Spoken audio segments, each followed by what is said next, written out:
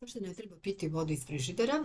Osim što je hladna voda, za razliku od nehlađene kiselog karaktera i pravi kiselinski haos unutar našeg tela, ona nikako ni na jedan način neće rashladiti naš organizam. Naprotiv, aktivirat će se određeni mehanizmi odbrane unutar našeg stomaka koji će brzo početi da rešavaju nastalu pretnju. Hladna tečnost će uraditi sledeće.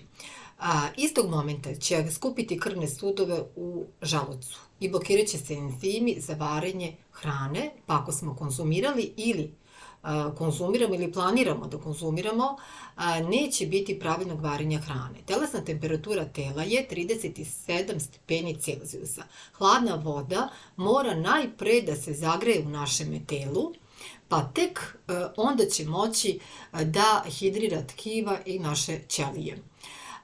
Dakle, hladna voda neće natopiti naše telo, niti utoliti žeđ. Voda iz frižidera i ona sa mnogo leda ima daleko nižu temperaturu od ljudskog tela. Usled ovoga je potreban veliki energetski utrošak za vraćanje temperature oko našeg solarnog pleksusa, vitalnog centra, ostalog i kompletnog digestivnog trakta, tada nastaje nepotreban energetski rad izazvan našom lošom navikom. Nećemo osetiti sitost nakon jela, jer će izostati stvaranje određenih informacijskih da kažem, prenosa signala o sitosti u našem stomaku, pa se dešava da nepotrebno pojedemo veoma mnogo hrane. Dakle, hladna voda, hladan sok, hladna limunada, hladni čajevi otvaraju apetit za svu moguću nezdravu hranu, a istovremeno nema šanse da se ona vari pravilno. Dvostruko loš moment.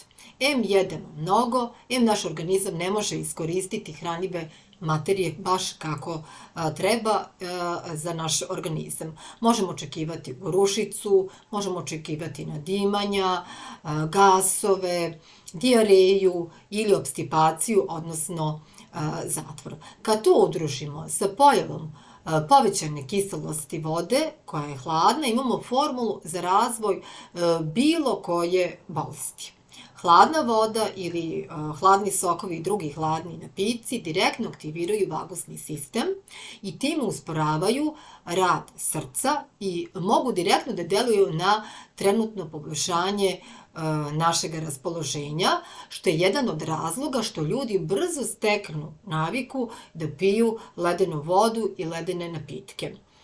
Jer kratkoročno osete da kažem, nalet energije i bolje raspoloženje, ali na duge staze mi je zapravo gubimo, postajemo sve umorniji, bezvoljniji i depresivniji i sve lošije hidriramo naše telo.